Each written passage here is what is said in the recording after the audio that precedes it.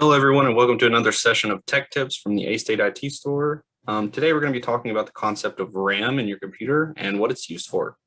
So to start with, let's go over what RAM actually stands for. The R stands for random, the A stands for access, and the M stands for memory. The reason it's called random access memory is that the memory isn't really in any order. It's just on the RAM stick, and it's able to be pulled in any order at all. That's kind of a part of what makes RAM so dangerous, is that it can get convoluted and complicated trying to find things on RAM. Luckily, nowadays, the computer handles that for us. RAM is essentially a form of computer memory that can be read or written in any order, like I said. It's typically used to store data the computer is currently working on, so stuff that you have open on your computer, as well as machine code, which is just logic that you're on. Any program that is ran on your machine is going to use RAM. And then once you save and close that program, the data that was on the RAM stick is transferred to the hard drive. So nowadays, RAM sticks are sold in a wide range of capacities and form factors. For laptops and tablets, there are SODIMM RAM, which stands for Small Outline Dual Inline Memory Module. More often, you will hear people refer to this as laptop RAM. That's just a common name for it. When RAM sticks were first kind of hypothesized, they were as small as 64 kilobytes. Nowadays, with the advancements we've had, they can contain up to 32 gigabytes in a stick.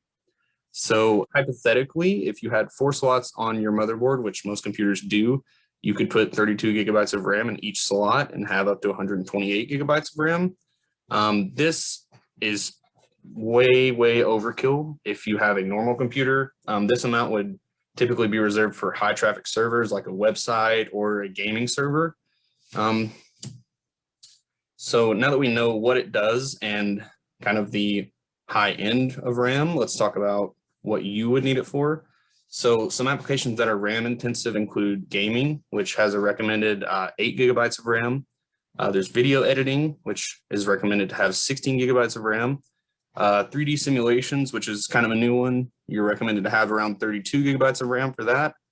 And then 4K video rendering, if you're maybe a famous YouTuber or you just enjoy making really high quality videos, you would need around 64 gigabytes of RAM for that.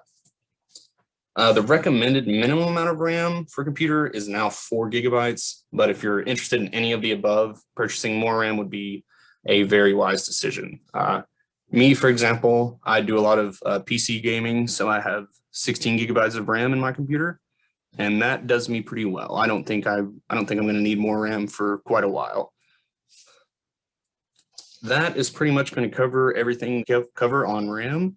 I'd like to thank you all for watching, and be sure to tune back in for the third part of the series, which is an introduction to the usage and management of hard drives in a computer.